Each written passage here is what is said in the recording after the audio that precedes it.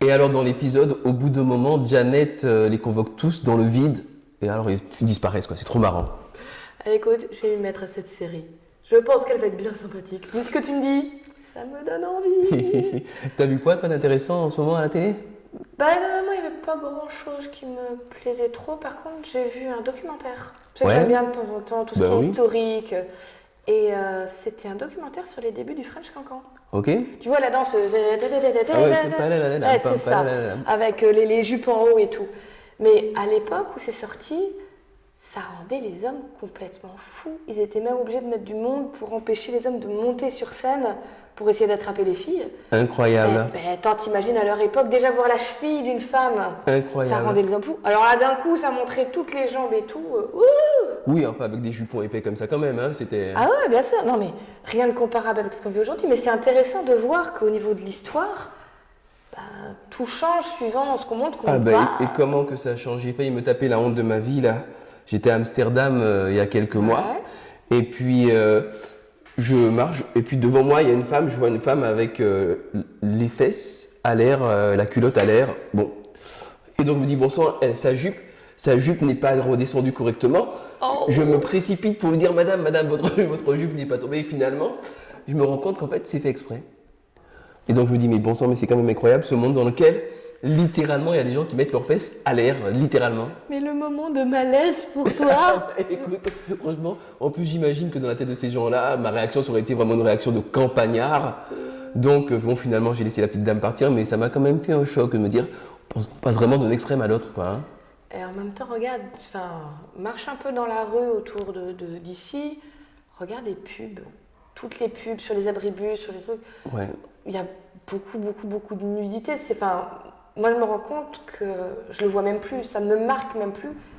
C'est rentré dans le quotidien complètement. C'est rentré dans le quotidien, et puis dès la petite enfance en fait, enfin peut-être pas la petite enfance, j'exagère un peu, mais rien que chez les ados, tu regardes la manière dont certains ados s'habillent, tu sens qu'il y a du Neymar ou du Rihanna dans l'inspiration, et ils n'ont pas forcément conscience de ce qu'ils véhiculent en copiant leur star préférée. C'est vrai au fond. Qu'est-ce que je dégage, qu'est-ce que les autres voient de moi suivant la façon dont je m'habille?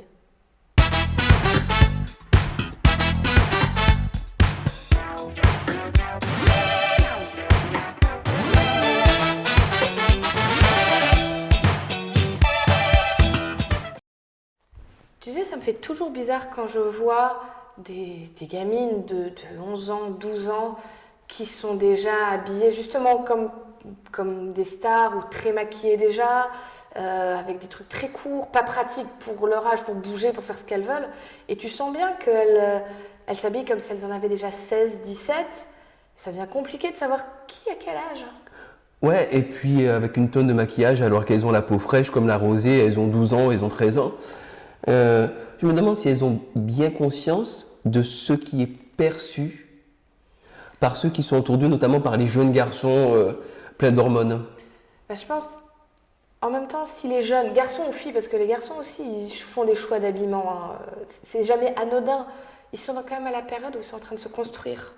Ils sont en train de construire leur personnalité. Et C'est tu sais, vrai. quand tu es jeune, tu as le besoin de sentir que tu fais partie d'un groupe, que tu arrives à te fondre avec les autres, que tu n'es pas mis de côté. Tu as envie de te démarquer et en même temps pas trop, quoi. Faut quand même que ce soit acceptable. Et du coup, tu construis ta personnalité avec les choix que tu fais. Tu décides de t'habiller plutôt Lolita ou plutôt bohème ou plutôt j'en ai rien à faire et je suis en vieux jeans et chemise à carreaux.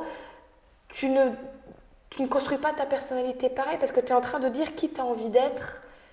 Et même au niveau de ce que tu perçois de toi-même et de ta sexualité et de ton corps et comment tu vois ton corps, bah ça influence comment tu vas t'habiller. Et comment tu vas t'habiller influence la façon dont tu te vois. Et par contre, la manière dont l'autre te perçoit n'est pas forcément ce que toi tu as voulu véhiculer. C'est vrai que quand je vois une gamine de 13 ans habillée de manière ultra sexy, qui bouge de manière très provocante, à mon âge, je sais qu'elle n'est pas en train de provoquer qui que ce soit de point de vue sexuel, mais qu'elle prend une posture, elle s'affirme en tant que femme ou elle cherche à construire son identité. Par contre, je crois qu'il y a un quiproquo bien souvent qui s'établit entre les filles et les garçons de ce point de vue-là. Parce que quand la fille va s'habiller de manière, disons, un peu sexy, d'après les critères de ses stars, je ne sais pas quoi, souvent les garçons vont percevoir cela comme un appel à la sexualité à proprement parler, ce qui n'est pas forcément le cas. Ce qui fait que tu as des gens qui se croient permis de, dans la rue, siffler les filles, leur dire qu'elles sont bonnes comme si c'était un compliment, ou même d'aller plus loin et malheureusement de passer à l'acte. Et soyons clairs, hein, quelqu'un se promènerait tout nu dans la rue, ce ne serait pas une raison pour passer à l'acte. Ni pour l'insulter, ni pour le critiquer ou la critiquer, ni pour le ou la juger. C'est de toute façon inacceptable, des comportements comme ça. Bien sûr. Mais ce qui est vrai, tu m'avais parlé une fois de ce que tu avais vu là par rapport aux IRM, des cerveaux des hommes et des femmes. C'était vraiment intéressant. Ça. Ils ont pris 1000 hommes, 1000 femmes, auxquels ils ont fait passer des scanners, tout en leur montrant des images d'hommes nus pour les femmes et de femmes nues pour les hommes. Donc vous avez choisi des hétérosexuels. Voilà, bien sûr. Et donc, ils ont scanné le cerveau pour voir quelles zones s'activaient. Ce ne sont pas les mêmes zones qui s'activent. Chez la femme, il y a une zone qui est très liée à la curiosité, à l'analyse visuelle qui s'allume. Et par contre, chez l'homme, c'est une sorte d'incendie qui se passe. Il y a tout le cortex, si je me souviens bien, préfrontal qui s'embrase. Enfin, ça lui fait un effet bœuf. Et c'est lié à ce que les scientifiques appellent de manière très technique les pulsions scopiques. Wouhou. Mais qui veut dire que tout simplement quand un homme voit le corps d'une femme, ça lui fait un effet de bœuf. Et je trouve que c'est intéressant à savoir. Ça ne veut pas dire qu'il faut culpabiliser, qu'il faut angoisser qui que ce soit, mais c'est bien de se documenter et de savoir que la manière dont je vais m'habiller, si je suis un homme, que je me mets en costume cravate, que je me parfume, je ne vais pas avoir le même impact. Si je suis une femme, que je me mets en tailleur Chanel, je ne vais pas avoir le même impact que si j'ai une mini-jupe avec un chemisier un peu transparent. L'impact n'est pas le même parce que le cerveau de l'homme et de la femme ne sont pas configurés de la même manière. Hop. Ça fait même réagir le vélo. Même le vélo, on tombe. Il en tombe par terre. On va le laisser là où il est. Mais tu vois, ça me fait penser aussi, il y a une espèce de pression. Alors, sur les hommes aussi, je pense de plus en plus, mais depuis très longtemps sur les femmes, une pression sociale, une pression morale, une pression même de la mode. Je parle pas forcément de la très haute couture, quoique, mais de la mode en général.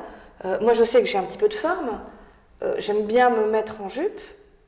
Il y a des périodes où je galérais pour trouver à m'habiller parce que la mode disait que les jupes devaient être très très courtes.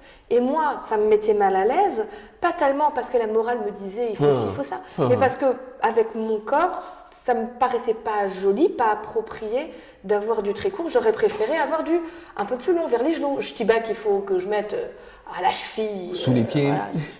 Bon. Ça nettoie le sol en même temps. C'est exactement. Ça traîne par terre. Mais je pouvais pas m'habiller comme je voulais. J'étais dépendante de ce que la mode m'imposait. Et c'est pas toujours simple. Et en même temps, c'est une lutte pour dire les personnes devraient pouvoir s'habiller comme elles le souhaitent, comme elles le vivent bien, mais comme tu disais tout à l'heure, en étant quand même conscient qu'il y a ce que je veux et ce que les autres vont percevoir. Il ne faut pas que ça devienne une prison, ce que les autres perçoivent. Je ne suis pas responsable des idées tordues de certains. Surtout, alors, que ce soit dans les sociétés ultra puritaines, où si on a vu un morceau de cheville, c'est la fin du monde, on est prêt à te lapider, et les sociétés ultra permissives où tu te promènes littéralement avec des morceaux de fesses à l'air, c'est très curieux. Non, il faut quand même soit, au bout d'un moment, se documenter, se renseigner, et puis penser cette question-là, et faire des choix libres, puisqu'on a un libre arbitre, tant qu'à faire. Tout à fait. Que tu sois une femme ou que tu sois un homme, ta façon de t'habiller, c'est ton choix. Il faut que tu t'habilles d'une façon dans laquelle tu te sentes bien avec ton corps, sans être gêné. Et il ne faut pas laisser une morale qui serait trop oppressante t'obliger à t'habiller d'une façon tellement stricte que tu ne te sens pas bien dedans. Mais ne laisse pas non plus une société qui voudrait t'obliger à montrer plus que ce que tu veux. C'est ton choix. Et maintenant, il y a une autre étape aussi que tu peux vivre, c'est prendre en compte que ce que tu dégages provoque quelque chose chez les autres. Tu peux décider de ne penser qu'à toi-même et à ce que tu aimes, mais tu peux aussi dire, je sais qu'il y a des choses qui peuvent déclencher chez l'autre et je veux ou je ne veux pas.